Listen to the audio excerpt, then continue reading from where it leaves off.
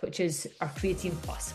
Now, creatine in general is obviously one of the most talked about and common sports supplements outside of Herbalife as well. So I've known people for years that have used creatine in this form and that form. It's not something personally I've known a lot about because most of my nutrition information comes from Herbalife, and if we didn't have the product, it wasn't something I was necessarily researching at the time. And I think it would be fair to say that most people think of creatine as something that we use to get big in the gym. You know, it's maybe just for men. It's for people that just want to work out harder. This was the things I would be hearing in the gym. That's what creatine is for. But actually, it's for so much more than that. Women's health, healthy aging, so many different people, vegans and vegetarians. Tell us, Gavin, more about why everybody should be thinking about creatine.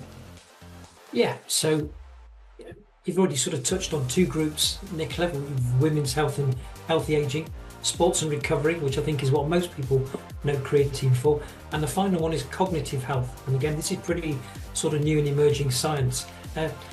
Creatine plays a pivotal role in our body. Everything in our body, certainly the muscles and the brain, and that runs on something called ATP. And where creatine plays a fundamental role is when ATP is sort of being burnt as the energy source, it becomes ADP, and you need the creatine to convert the ADP back into ATP.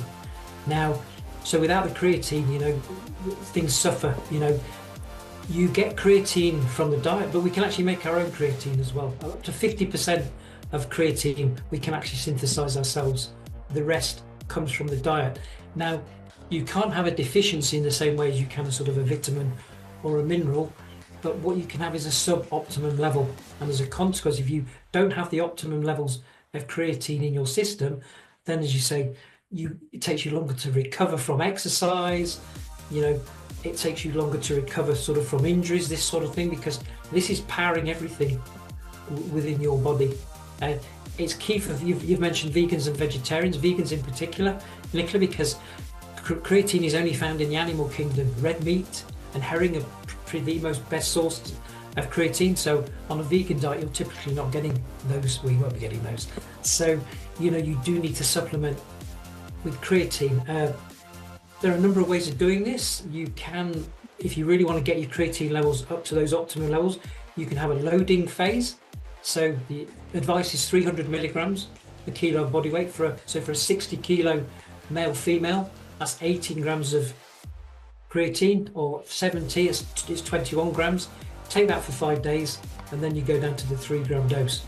If you don't want to do the loading phase, you can actually go to your 3 grams a day, and you take that for 28 days, and at the end of the 28-day period, you should be up into your sort of optimum levels of creatine within your system. So, you know, that's just some, you know, more information on the role of creatine and why we should take it. Perfect, Gavin. I think, as you say, there are so many more reasons other than just fitness. Actually, on a personal level, I've been using it since it came out. And you don't know if it's solely that, if you're just getting fitter and stronger anyway, but certainly I've noticed that for me personally, I feel like I am recovering more. I'm maybe increasing the weights that I'm able to lift a little bit more. And again, is it the creatine alone? I'm not sure, but certainly it feels to be no coincidence that that's something I've been using for the last few months and feeling those benefits. And a big conversation we're actually having in our nutrition club, because probably the biggest demographic of club members we have are women in that menopausal phase.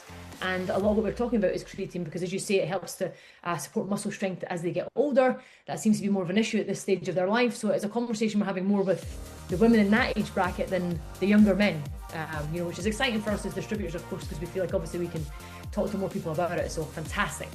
Now I'm going to